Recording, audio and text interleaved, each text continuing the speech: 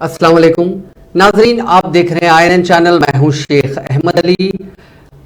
आज के इस न्यूज बुलेटिन में हम देखेंगे दिन भर की बड़ी खबरें। एनफोर्समेंट डायरेक्टरेट ने चीफ मिनिस्टर तेलंगाना चंद्रशेखर राव की दुख्तर के कविता को दिल्ली आबकारी पॉलिसी स्कैम में नोटिस जारी करते हुए उन्हें जुमेरात यानी 9 मार्च को पूछताछ के लिए नई दिल्ली में हाजिर होने की हिदायत दी है। कविता तेलंगाना कानून साज काउंसिल की रुकन और हल्के लोकसभा निजामाबाद की साबिक रुकन है। कविता के मुबैना हामी और हैदराबाद के बिजनेसमैन अरुण राम चंदर पिल्लाई की गिरफ्तारी के एक दिन बाद ईडी ने ये नोटिस जारी की है। गुज़िश्ता साल दिसंबर में भी सीबीआई ने इसी केस में कविता से पूछताछ की थी। भारत राष्ट्र समिति के लीडर ने इल्जामात की तरदीद करते हुए उन्हें सियासी मकसद बरारी पर मबनी करार दिया। मंगल को दिल्ली की अदालत ने ईडी ने जो रिमांड रिपोर्ट दाखिल की है उसमें कहा गया है कि रामचंद्र पिल्लाई पूरे स्कैम के अहम अफराद में से एक है, जो साउथ ग्रुप की तश्कील के लिए भारी रिश्वत की अदायगियों में मुलविस है। एजेंसी के मुताबिक साउथ ग्रुप शरत रेड्डी जो कि प्रमोटर औरबिंदो ग्रुप है, एम श्रीनिवास रेड्डी रुकने पार्लियामेंट ओंगोल, उनके फर्जंद एम राघव के कविता और दूसरों पर मुश्तमिल है। साउथ ग्रुप की नुमाइंदगी अरुण पिल्लाई, अभिषेक बोयनपल्ली और बुच्ची बाबू करते थे। ईडी ने कहा कि अरुण ने अपने साथियों के साथ मुख्तलिफ अफराद से इश्तिराक के जरिए साउथ ग्रुप और आम आदमी लीडर के दरमियान सियासी समझौते की तकमील की। अरुण पिल्लाई साउथ ग्रुप से रिश्वत के हुसूल में मुलविस है। ईडी ने कबल अज़ीं कहा था कि साउथ ग्रुप ने आम आदमी पार्टी के लीडर्स को 100 करोड़ रुपए की रिश्वत दी है। इस पूरे मामले पर रुकने काउंसिल कविता ने वजाहत तलब की है। उन्होंने कहा कि वो कानून का एहतराम करने वाली शहरी हैं और वो तहकीकाती एजेंसियों के साथ मुकम्मल ताउन करेंगी, लेकिन ये भी वाज़ेह कर दिया कि वो बीजेपी की जानिब से उन्हें धमकाने के हरबों से मरूब नहीं होंगी। कविता ने कहा कि नई दिल्ली में जुमा यानी 10 मार्च को खवातीन तहफ़्फ़ुज़ात बिल पर मुजवज़ा धरना और कबल अज़ीं तयशुदा दूसरे प्रोग्रामों के पेश नज़र वो पूछताछ के लिए हाजिर होने की तारीख पर कानूनी आरा हासिल करेंगी। कविता ने एक बयान में कहा कि बीजेपी की जानिब से उन्हें मरूब करने के लिए जो हरबे इस्तेमाल किए जा रहे हैं उनसे वो खौफजदा नहीं होंगी। कविता ने कहा कि उनके लीडर और चीफ मिनिस्टर चंद्रशेखर राव की आवाज़ को दबाने के लिए इस किस्म की साजिशें की जा रही हैं, लेकिन चीफ मिनिस्टर केसीआर की क़यादत में हम मरकज़ की हुक्मरान जमात की नाकामियों को बेनकाब करते रहेंगे। उन्होंने कहा कि दिल्ली में इक़्तिदार के भूखे अफराद बैठे हुए हैं और तेलंगाना उनके सामने नहीं झुकेगी और अवाम के हुकूक के लिए बेखौफ होकर लड़ाई जारी रखी जाएगी। बीआरएस के लीडर ने मजीद कहा कि खवातीन तहफ़्फ़ुज़ात बिल की मंजूरी एक तवील अरसे से ज़ेर इल्तिवा है। हमारा मुतालबा है कि इस बिल को फौरी पार्लियामेंट में पेश किया जाए। उन्होंने कहा कि 10 मार्च को जंतर मंतर पर भारत जागृति की जानिब से तमाम अपोजिशन जमातों और खातून तंजीमों के इश्तिराक से धरना मुनज़्ज़म किया जाएगा। आपको बता दें कि कविता आज शाम दिल्ली के लिए रवाना हो चुकी हैं और रवानगी से कबल उन्होंने अपने वालिद और चीफ मिनिस्टर चंद्रशेखर राव से फोन पर बातचीत की। बीआरएस के रुकने काउंसिल कविता को एनफोर्समेंट डायरेक्टरेट की नोटिस पर शदीद रद्द-ए-अमल का इजहार किया गया है और उसे चीफ मिनिस्टर केसीआर के खिलाफ सियासी साजिश का किस्सा करार दिया है। कई रियासती वुज़रा और बीआरएस कायदीन ने चीफ मिनिस्टर की दुख्तर और रुकने काउंसिल कविता को ईडी की नोटिस पर मरकज की बीजेपी ज़ेर क़यादत हुकूमत पर सख्त तनकीद की है। उन्होंने इल्ज़ाम आयद किया कि बीजेपी के बीआरएस की बढ़ती हुई मकबूलियत से बीजेपी कायदीन खौफजदा हैं। इसी वजह से सियासी मफादात के लिए कविता को नोटिस जारी की गई। वुज़रा जगदीश रेड्डी, एस निरंजन रेड्डी, एरबल्ली दयाकर राव, सत्यवती राठौर और पी अजय कुमार ने इस नोटिस को सियासी इंतकाम से ताबीर करते हुए नरेंद्र मोदी हुकूमत को तनकीद का निशाना बनाया। वज़ीर बरकी जगदीश रेड्डी ने इल्ज़ाम किया कि बीजेपी दस्तूरी इदारों का गलत इस्तेमाल कर रही है। उन्होंने कहा कि तहकीकात के एक हिस्से के तौर पर जारी करदा नोटिस नहीं बल्कि सियासी इंतखाम है। वज़ीर बरकी ने कहा कि दिल्ली में आम आदमी पार्टी हुकूमत और तेलंगाना में बीआरएस हुकूमत को मसाइल से दो चार करने के लिए बीजेपी ने जो साजिश रची, ये नोटिस उसी का एक हिस्सा मालूम होती है। उन्होंने कहा कि इस किस्म के हरबे चंद्रशेखर राव के खिलाफ काम नहीं करेंगे। उन्होंने कहा कि जो ये सोचते हैं कि ऐसा करने से बीआरएस को रोका जा सकता है तो वो अहमक है।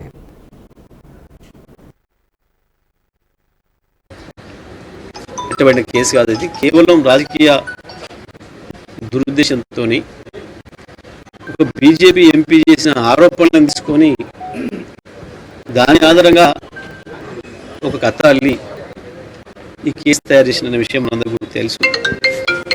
అక్కడ ఢిల్లీలో ఆప్ ప్రభుత్వాన్ని ఇబ్బంది పెట్టాలి, ఆప్ పార్టీని ఇబ్బంది పెట్టాలని,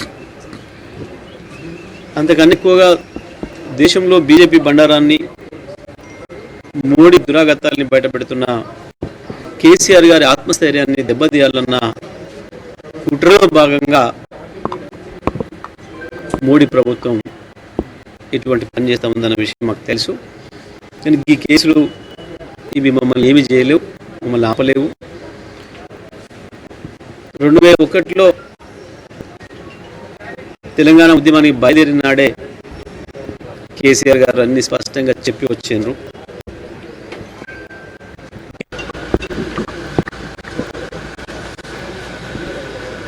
బీజేపీ నాయకత్వంలోని కేంద్ర ప్రభుత్వం చేస్తున్న దుర్మార్గాలకి పరాకాష్ట. మా శాసనమండలి సభ్యులు ఉండే భారతీయ జనతా పార్టీ ప్రభుత్వం ఎవరైనా రాజకీయంగా ఎదురు మాట్లాడితే, ఎదురు తిరిగితే మరి వాళ్ళ మీద కేసులు పెట్టి అన్యాయంగా, అక్రమంగా మరి కేసులు బనాయించి అరెస్టులు చేస్తూ ఉంది, జైలుకు పంపిస్తూ ఉంది. అందులో భాగంగానే ఈరోజు కవిత గారి మీద మొన్ననే వాళ్ళు స్వయంగా వచ్చి తనతో మాట్లాడి ప్రశ్నలు వేసి సమాధానాలు రాబట్టి వెళ్ళిపోయారు.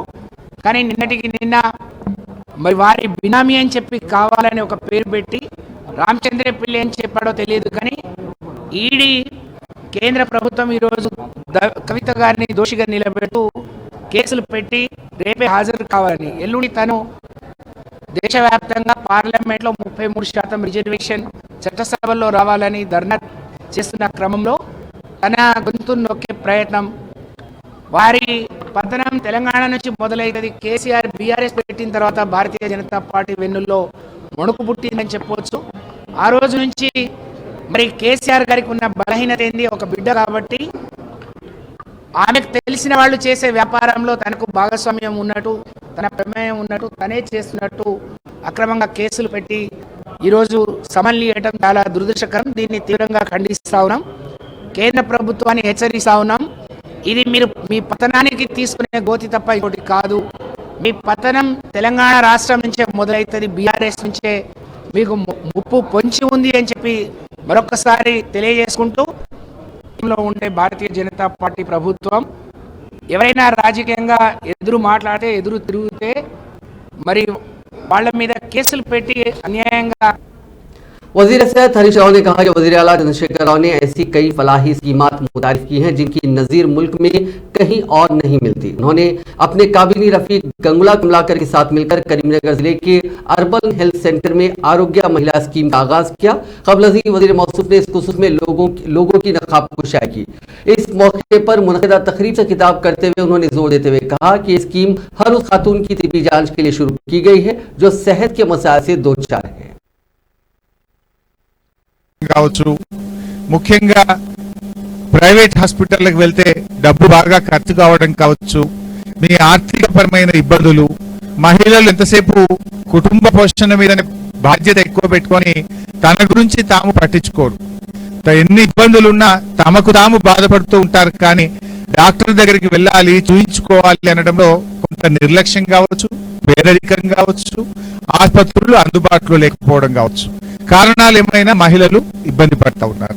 ఇప్పటిదాకా మనం కొన్ని కార్యక్రమాలు చేసినాం. గర్భిణీ స్త్రీ విషయంలో ఆరోగ్య లక్ష్మి కేసీఆర్ కిట్టు పెట్టి ప్రభుత్వ ఆసుపత్రుల్లో మంచి వైద్యం దొరుకుతా ఉంది. గర్భిణీ స్త్రీలకు మాత్రం కొంత మేలు జరిగింది. మరి గర్భిణీ స్త్రీలు కాకుండా ఇతర మహిళలు కూడా మహిళలకు సంబంధించి అనేక రకాల సమస్యలు ఎదుర్కొంటా ఉన్నారు.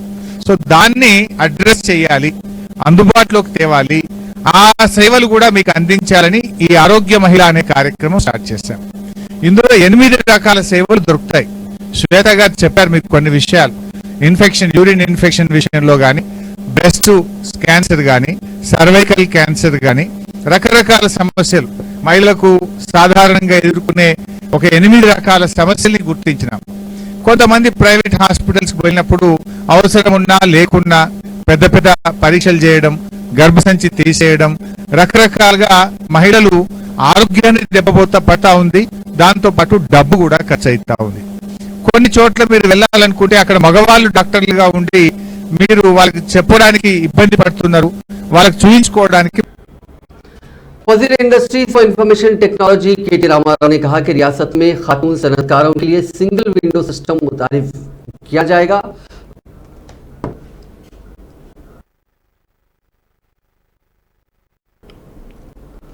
के.टी. ने आज शहर के एक होटल में खातून सनअतकारों के लिए शुरू करदा वी हब की 5वीं सालाना तकरीब से खिताब करते हुए ये बात कही।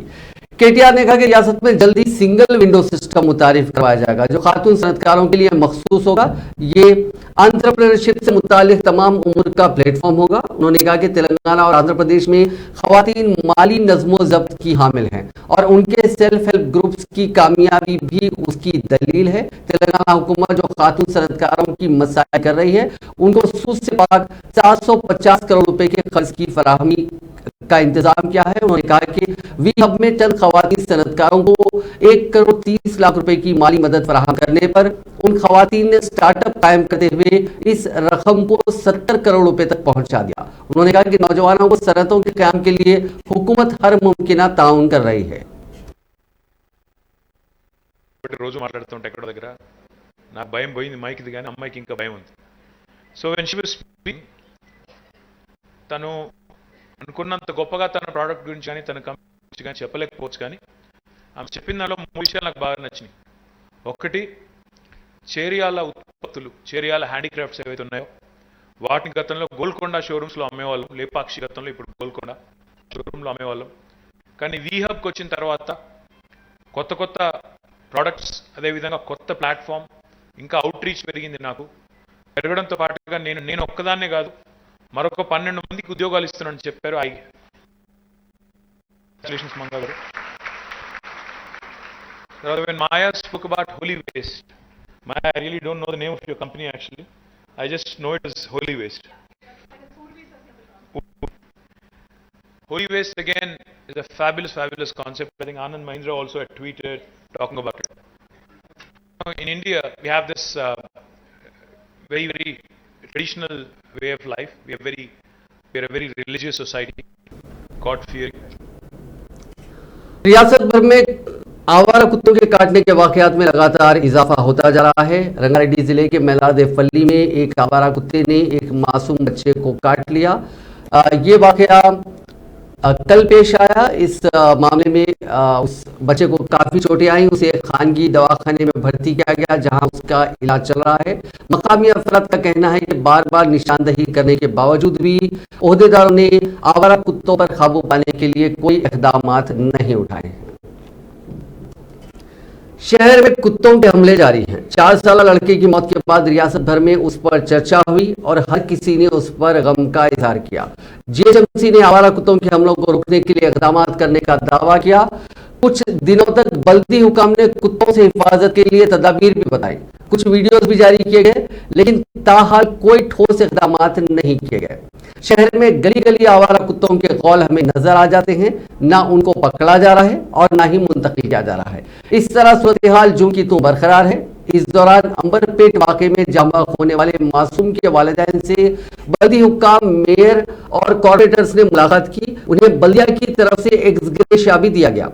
इसके अलावा मरकजी वजीर किशन रेड्डी ने भी इमदाद दी। लेकिन आवारा कुत्तों के हमलों के जिम्मन में जीएचएमसी मेयर गदवाल विजयलक्ष्मी का रवैया इंतहाई शर्मनाक रहा। पहले तो मेयर ने अंबरपेट में हुए दर्दनाक वाकये की जिम्मेदारी कबूल नहीं की। इस वाकये की मीडिया में जबरदस्त रिपोर्टिंग के बाद ही उन्होंने इस पर कुछ बोला। फिर निहायत ही भद्दापन दिखाते हुए अपने पालतू कुत्ते के साथ एक वीडियो सोशल मीडिया पर शेयर किया। गोया मैडम ने जानवर दोस्ती दिखाने के लिए इंसानियत दोस्ती को ताक पर रख दिया। इस वीडियो की जमकर ट्रोलिंग हुई। फिल्म डायरेक्टर राम गोपाल वर्मा ने भी इस वीडियो पर अपना सख्त रद्द-ए-अमल दिया। मेयर की ऐसी बेहिस्सी का किसी ने तस्वुर भी नहीं किया था।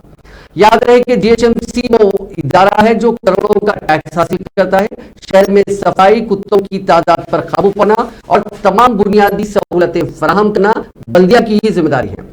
लेकिन शायद गदवाल विजयलक्ष्मी मेयर के ओहदे को अपने वालिद की जानिब से तोहफा समझ रही है, क्योंकि किसी भी मसले पर उनका रवैया ऐसा ही है। आवारा कुत्तों के हमले में एक आम इंसान का मासूम बच्चा अपनी जिंदगी खो देता है और मैडम को पालतू कुत्ते के साथ वीडियो शेयर करने का मन हुआ। मेयर की बेहिस्सी का एक और वीडियो सामने आया।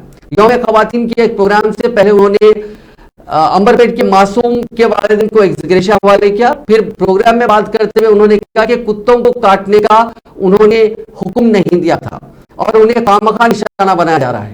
बेहिसी और बेशर्मी की इससे बड़ी मिसाल क्या हो सकती है।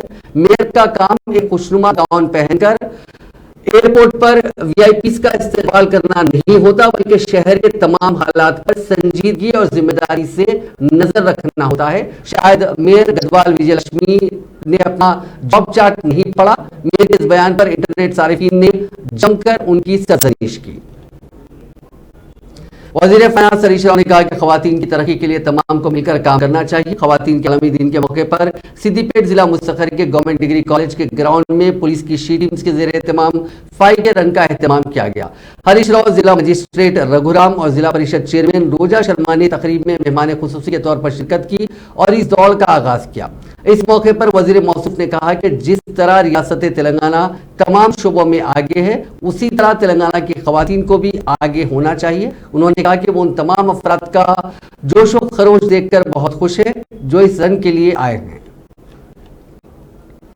तेलंगाना में खवातीन की सेफ्टी और सिक्योरिटी को काफी अहमियत दी जाती है, इसीलिए उनके मसाइल को फौरी हल करने और हिफाजत फराहम करने के लिए शी टीम, भरोसा सेंटर और विमेन सेफ्टी विंग का क़याम अमल में लाया गया, जिसके बेहतरीन नताज मंजर आम पर आ रहे हैं। इन ख्यालात का इजहार रियासती वज़ीर दाखिला मोहम्मद महमूद अली ने उर्दू घर मुगलपुरा में मुनक्किदा आलमी यौम खवातीन की तकरीब को मुखातिब करते हुए किया। चारमीनार हल्के के पार्टी इंचार्ज मोहम्मद सलाउद्दीन लोधी की सदारत में आलमी यौम खवातीन तकरीब मुनक्किद की गई।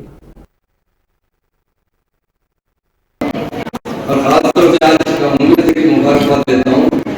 आज चारमीनार कांस्टिट्यूंसी के जो इंचार्ज और बड़े सीनियर लीडर है, जो बहुत अच्छा एक्सपीरियंस रखते हैं, बहुत अच्छी सर्विसेज देते हैं, जनाब सलाउद्दीन लोधी साहब और जनाब डॉक्टर तबस्सुम मशीन साहब, medical officer doctor Ayesha, medical officer जी नगमा रबा इंचार्ज नसीम साहब पीएचएन अंगा देवी साहब, महेश्वरी साहब और हमारे बहुत से आशा वर्कर्स और खासतौर से हमारे एजुकेट का मौजूद है। यकीनन आज का दिन हमारे लिए बड़ी अहमियत का दिन है, जो उनके औरत एक नहीं, पहले सबसे पहले वो माँ होती है, उसके बाद बहन होती है, बीवी होती है, तो औरत का बहुत बड़ा मुकाम कर दुनिया में वो हिंदुस्तान में हर व्यक्ति जितना भी करे आशा वर्कर बताइए मैं वादा करता हूँ हमारे हरीश साहब मिनिस्टर है, तो प्रेसिडेंट उनकी सदारत में काफी खुश है। जो भी जो आपको मसाइल है, क्योंकि मैं जानता हूँ हमारे आशा वर्कर बहुत मेहनत करते हैं, बहुत से बहुत ज्यादा मेहनत करते हैं, क्योंकि औरत जब प्रेगनेंट होती है तो सबसे पहले सफर करने वाली में आशा वर्कर है। जब डिलीवरी होती है तो डॉक्टर तक पहुंचाने वाले हमारे आशा वर्कर और केसीआर साहब सबसे पहले जो हमारी बहनें सफर करने वाली में आशा वर्कर है। तो डिलीवरी होती है तो डॉक्टर तक पहुंचाने वाले हमारे आशा वर्कर और केसीआर साहब सबसे पहले जो हमारी बहनें लड़कों से ज्यादा उनकी अहमियत है। आप जानते हैं लड़कों के लिए 11 साल का खेल, लड़की के लिए 12 साल, 1,000 पैसा रखकर आपकी अहमियत दी गई। सीएम साहब जब से तेलंगाना बना है, हमारा पुलिस डिपार्टमेंट ने खासतौर से शी टीम बनाई गई जो हमारी बहनों के लिए, और पुलिस डिपार्टमेंट में 33% रिजर्वेशन हिंदुस्तान का कहीं तो हमारे तेलंगाना के अंदर हमारी बहनें कभी तकलीफ ना होता, उनके फैमिली शादी होने के बाद बहुत जिम्मेदारियां होती हैं और खासतौर से हमारी बहनों को बड़े मुश्किल से भी गिरना पड़ता है और फेस करना पड़ता है कि उन पर तकलीफ हो, गर्मी से रहना पड़ता है, सुबह के मसाइल भी करना पड़ता है और मुलाजमत भी करना है। मैं कल ही मेरी मिसेज से कहा हमारी बहनें जो मुलाजमत करते हैं वो घर का भी काम करती है, अपने बच्चों को भी देखती है, शौहर का भी ख्याल रखती है, पब्लिक का भी ख्याल रखती है,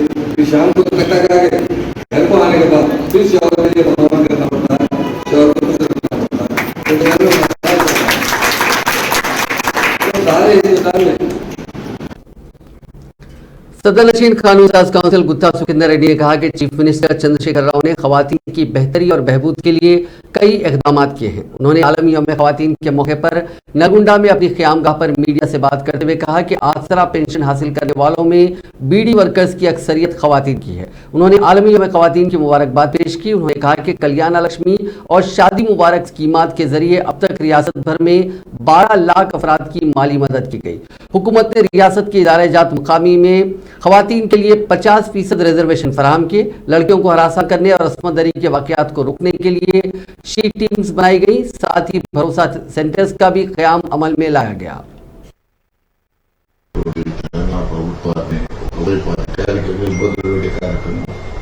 రెండో వైపు కక్షపూర్తంగా కేసీఆర్ కుటుంబం మీద దాడులు చేసేట్టున్నారు.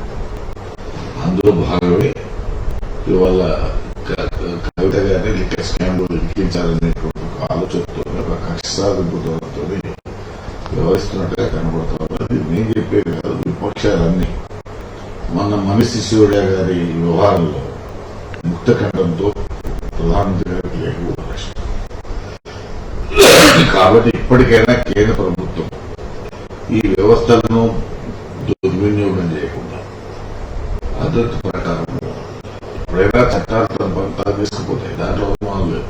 కానీ చట్టాలను తన చుట్టాలుగా మార్చుకొని తనకు వ్యతిరేకులైనటువంటి వాళ్ళ మీద కక్ష సాధించుకునేటువంటిది.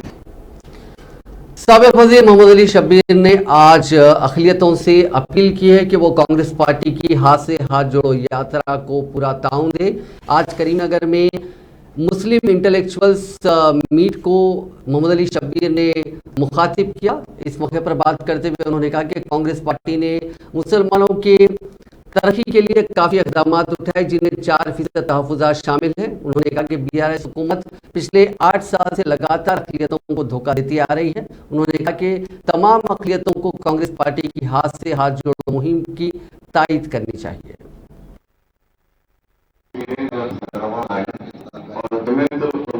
के साथ 20 मिनट का वक्त दिया गया, ये भी गेस्ट हाउस, तो मैं लेके गया था। तो उसके बाद हम तरतीब दी कि कौन कौन कितनी देर बात, तो मौलाना बरकतुल्लाह खान। भारतीय जनता पार्टी के रियासती सदर बंडी संजय कुमार ने आज भारत राष्ट्र समिति की रुकने काउंसिल के कविता के उस बयान की सख्त मुखालिफत की जिसमें कहा गया कि रियासत के अवाम दिल्ली के हुक्मरानों के आगे कभी नहीं झुकेंगे। आलमी यौम खवातीन की तकरीब के सिलसिले में दफ्तर बीजेपी में मुनक़िदा इज्तिमा को मुखातिब करते हुए बंडी संजय ये मालूम करने के ख्वाह थे कि मुबैना आबकारी स्कैम के सिलसिले में तेलंगाना के अवाम का क्या लेना देना है। उन्होंने पूछा कि आया कविता तेलंगाना अवाम की खातिर शराब की गैर कानूनी मामलों में मुलविस हुई थी? आया गैर कानूनी तौर पर हासिल करदा रकूमात फसलों के कर्जे जात की माफ़ी, तनख्वाहों की अदायगी या बेरोजगारों को भत्ते की इजराई के लिए खर्च की जाने वाली थी? उन्होंने कहा कि तेलंगाना को कभी भी मुल्क में कोई भी नहीं झुका सकता और हम अपने सर इस वजह से झुकाने के लिए मजबूर हो गए हैं क्योंकि गैर कानूनी शराब स्कैम में चीफ मिनिस्टर चंद्रशेखर राव की दुख्तर मुलविस है। उन्होंने कहा कि बहुत जल्द शराब स्कैम के साथ कविता की विकेट गिर जाएगी। BRS के तमाम विकेट्स क्लीन बोल्ड हो जाएंगे।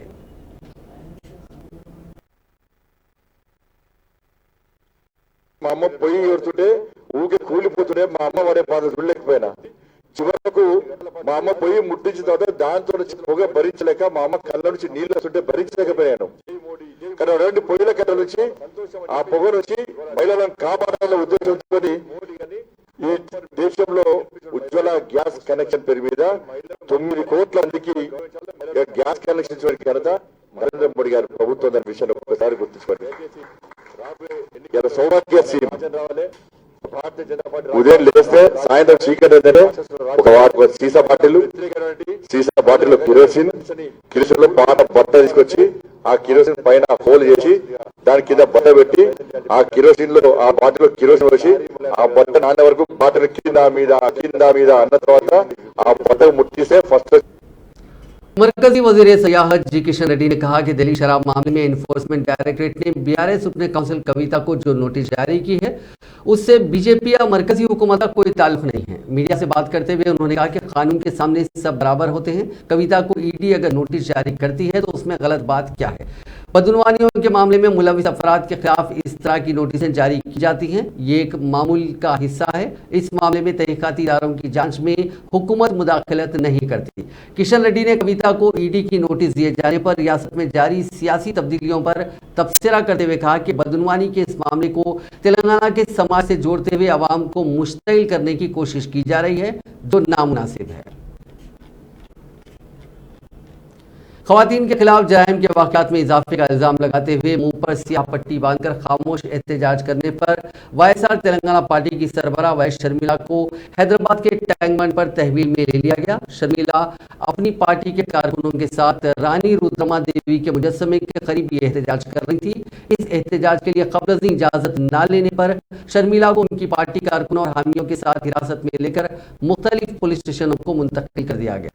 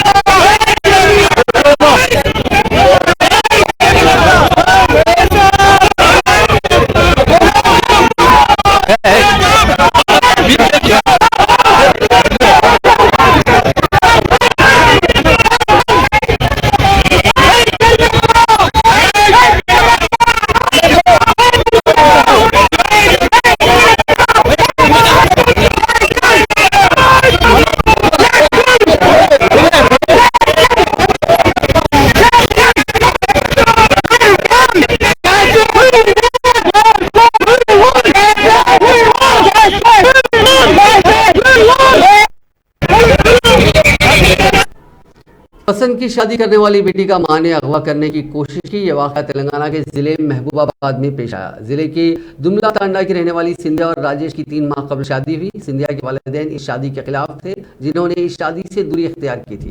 सिंधिया की मां अपनी बेटी को अपने घर ले गई। सिंधिया ने इल्जाम लगाया कि अगले दिन उसे अपनी नानी के गाँव जाने के लिए एक ऑटो में ले जाया गया और रास्ते में उन्होंने ऑटो का रुख मोड़कर उसे अगवा करने की कोशिश की। मुतासिरा ने बताया कि वो किसी तरह फरार हो गई। फिर उसने अपने शौहर के साथ मिलकर पुलिस से इस खुसूस में शिकायत की। जिले मेदक के रेगुड़ पुलिस स्टेशन के तहत मरपल्ली गांव में होली के मौके पर जबरदस्ती रंग डालने पर एक शख्स को आग लगा देने का वाकया पेश आया। रेगुड़ पुलिस के मुताबिक ये वाकया मंगल की दोपहर उस वक्त पेश आया जब बी अंजैया अपने दोस्तों, रिश्तेदारों और गांव वालों के साथ होली मना रहा था। अंजैया ने अपने दोस्त मोहम्मद शब्बीर पर भी रंग फेंका। पुलिस ने बताया कि बरहम शब्बीर ने पेट्रोल छिड़कर अंजैया को आग लगा दी। गांव वालों ने पानी डालकर आग बुझाने की कोशिश की, लेकिन उस वक्त तक अंजैया के कंधे और हाथ शदीद झुलस चुके थे। गांव वालों ने रेगुड़ पुलिस को इतला दी और जख्मी को संगारेड्डी के सरकारी अस्पताल और वहां से गांधी हॉस्पिटल मुंतकिल किया। पुलिस ने बताया कि उसकी हालत नाजुक बताई जाती है। मुलजिम एसके के खिलाफ इक़दाम कत्ल का मुकदमा दर्ज कर लिया गया है। हैदराबाद के पुराना शहर इलाके के चंद्रायन गुट्टा में आधी रात को सड़क हादसा पेश आया। बाबरनगर रोड से एक 2 व्हीलर पर सवार 2 नौजवानों को पीछे से आने वाली तेज रफ्तार कार ने टक्कर मार दी, जिससे 2 व्हीलर पर सवार दोनों जवान शदीद जख्मी हो गए। एक की हालत तशवीशनाक बताई जा रही है, उन्हें इलाज के लिए अस्पताल मुंतकिल किया गया। तेलंगाना के करीमनगर शहर में शब बारात की रात पेश आए खौफनाक सड़क हादसे में 2 नौजवान जांबाग हो गए, जिनकी शिनाख्त हुसैनीपुरा करीमनगर के 17 साल फौजान खान और 18 साल मोहम्मद जियान के तौर पर की गई है। ये लोग कल आधी रात को शब बारात के मौके पर एक मोटर बाइक पर तेजी से कहीं जा रहे थे कि सूर्या हॉस्पिटल के पास बाइक बेकाबू होकर एक और बाइक से टकरा गई, जिसके नतीजे में 2 नौजवानों की मौके पर ही मौत हो गई। नाज़रीन, इस न्यूज़ बुलेटिन में बस इतना ही। आप देखते रहिए INN चैनल।